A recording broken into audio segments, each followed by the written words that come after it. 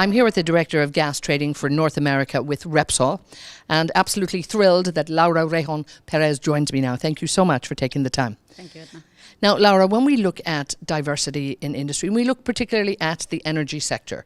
Like many sectors, it has always been a predominantly male-dominated industry. But are you encouraged with the shift you're seeing in the years gone by? I certainly am. I mean, to me, diversity is not about just gender, and that's something Repsol takes very importantly. That was one of the reasons I joined the company, is diversity in culture, diversity in age, diversity in the flexibility we can find. So it's diversity in different disabilities. People might join, and we all bring things together because we serve our customers, and our customer base is diverse, and that's the main thing we are looking for, that diversity in all its ways, not just one. Now, of course, Repsol is a company too. It's home, a Spanish company, but really with it touch points right across the world too. So you have different nationalities in different countries working for you, and I know you're very eager too within the company to move people around too. I mean, how important is it that we get a flavour perhaps of different nationalities and also the skills that they bring? This is so important. Yeah. Repsol has a presence in 37 countries. However, we have more than 8 nationalities working with us.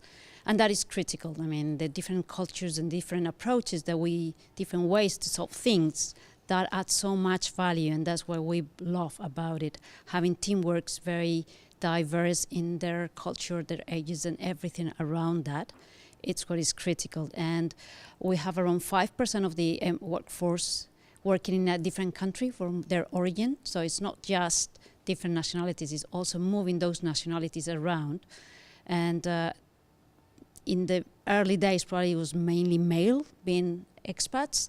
Today we see more. I'm an expat, and that is a big difference. And I own that to having mentors inside the company, but also I think a great mentor is my own family that allows me that development. So I own that to my husband and my kids that have allowed me to move away and grow professionally in a different country. And of course, they've followed you. They're with you and supporting you all along the way. How important is that? You put a lot of emphasis on that.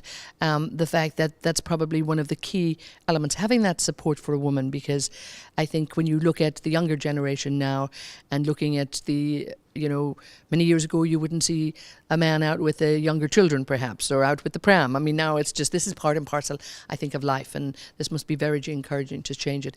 But having that support in there. So obviously, number one thing, you've got to find a good husband, find a good partner, a supportive one.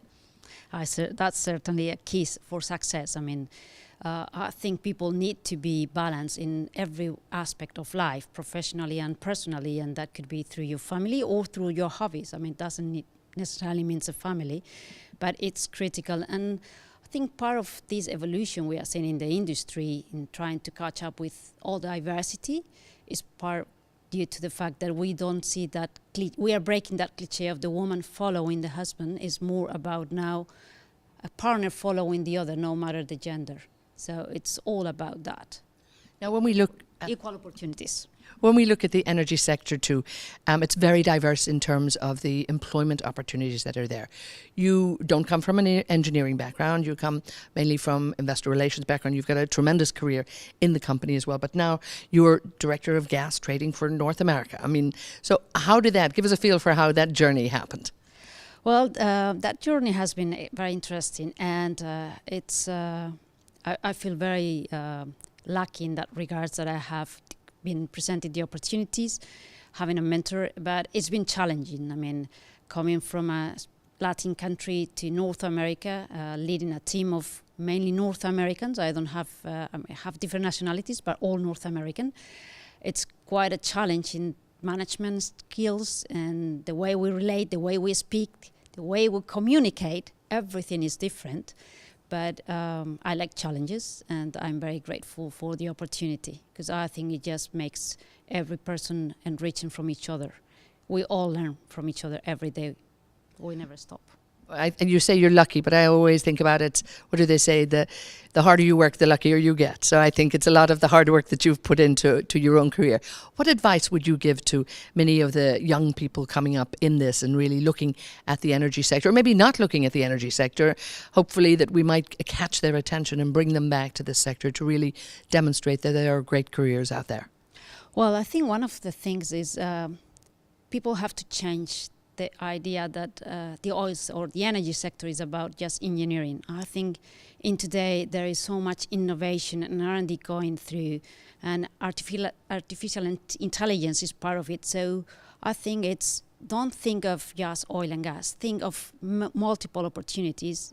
Think as it as an opportunity for very international career, where you will work with many different people from everywhere, and always sell yourself higher than we believe, particularly if you're a woman. That's, I think, critical. And find mentors. You really need to have mentors and role models to follow, and work hard, of course.